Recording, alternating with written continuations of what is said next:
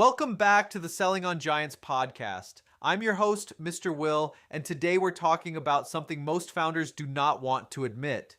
Your Amazon problem is not always Amazon. Your growth problem is not always the market. Your team problem is not always the team. A lot of the time, the thing holding the business back is the operator behind it. Napoleon has a quote I keep coming back to. The only conquests which are permanent and leave no regrets are our conquests over ourselves. He was not talking about Amazon, Walmart, Target, retail media, or marketplace operations, but he might as well have been. Because most brands do not lose because the market gets hard. They lose because the founder cannot get out of the way long enough for the business to become what it needs to become. That is uncomfortable, but it is real. In e-commerce, it is easy to blame the platform.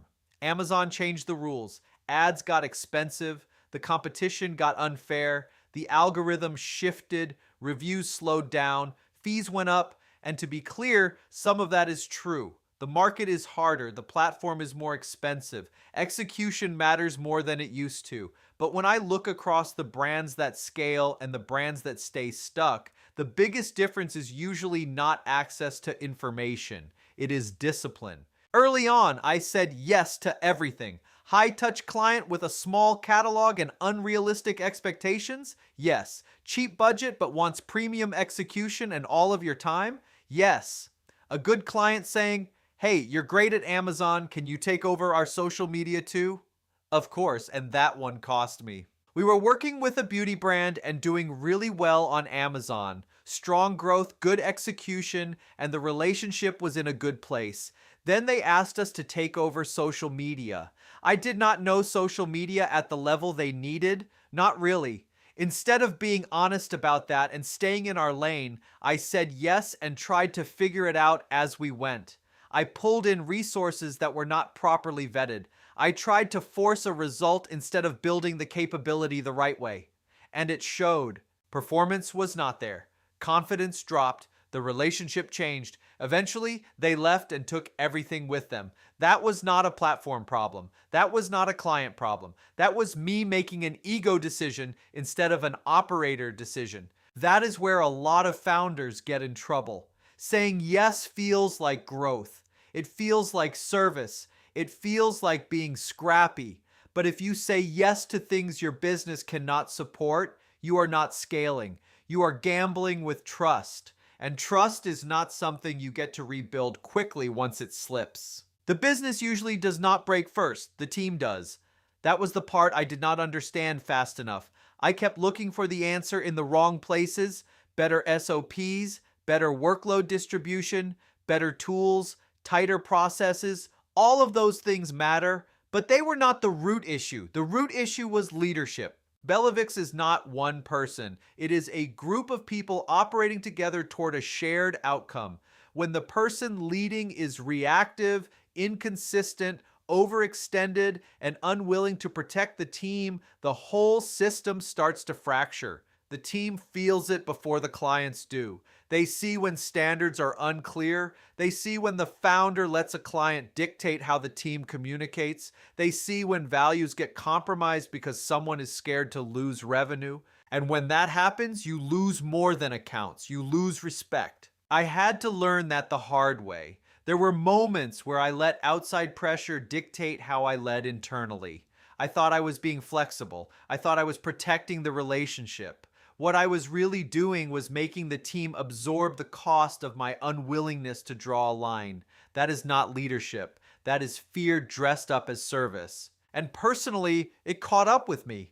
I was working too many hours. I was living in my inbox. I was responding to everything the same day, treating every message like it deserved immediate access to me. I had no real boundaries, and the people who mattered most in my life got whatever was left over. My family got the tired version of me. My health got ignored. My sleep was terrible. My stress was constant. I am 6 feet tall and my healthy weight is around 185 to 190 pounds. At one point, I dropped to around 155. You could see it in my face. Sharp features, sunken eyes, dark circles, no color. I looked sick. I can see it now, but I could not see it then. Eating became difficult. Some days it was fruit and toast, and that was it. When I went to the doctor, they thought I was starving myself. I was not starving myself on purpose. I was running a business I could not control. And that is the lie founders tell themselves. We tell ourselves we are being committed.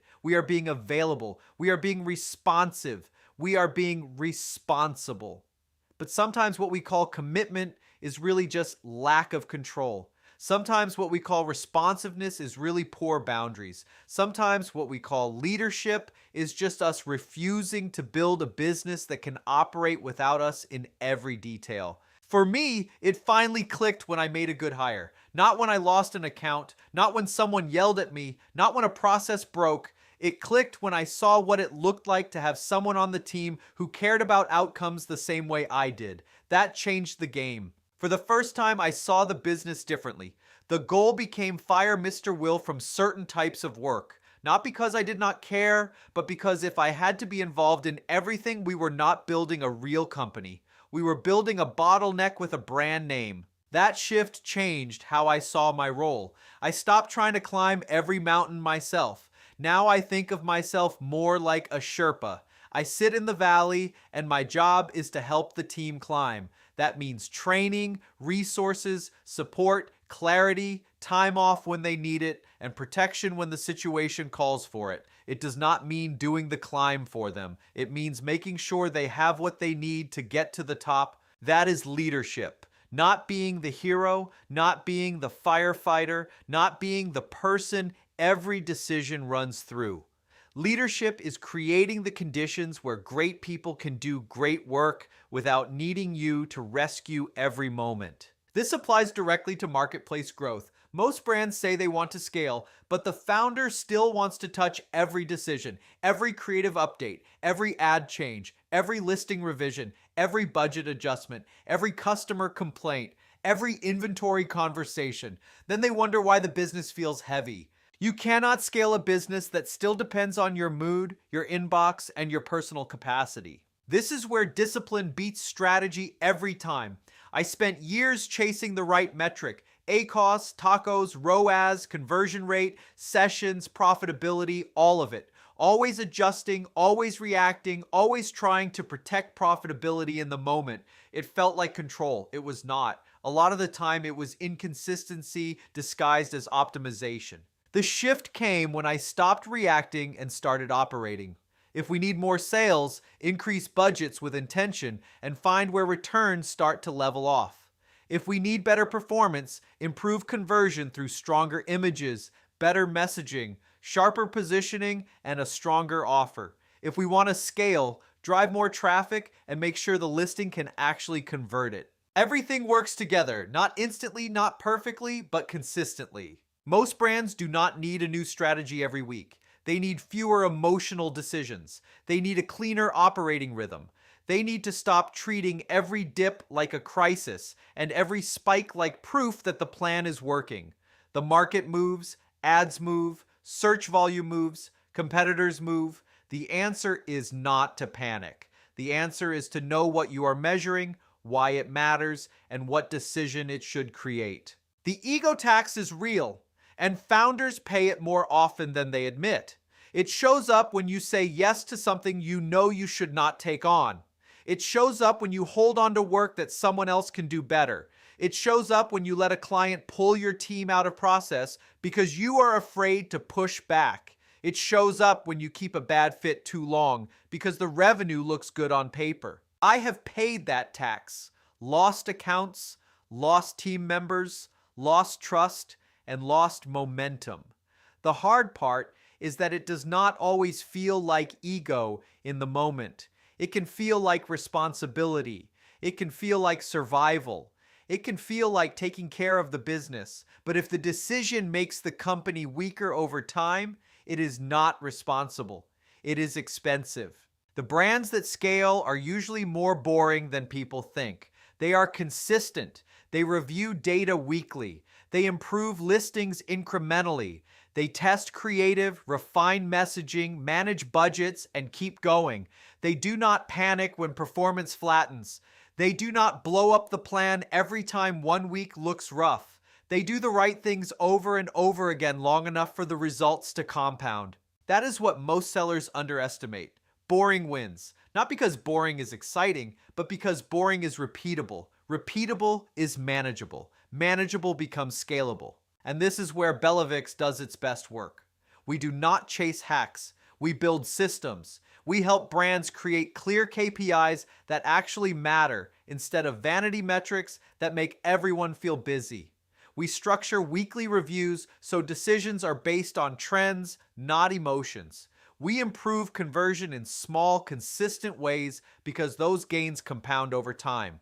We allocate budget with purpose instead of reaction, and we create team ownership so every account has direction and accountability. BellaVix has helped brands sell over $500 million on Amazon, and we are a verified ad partner.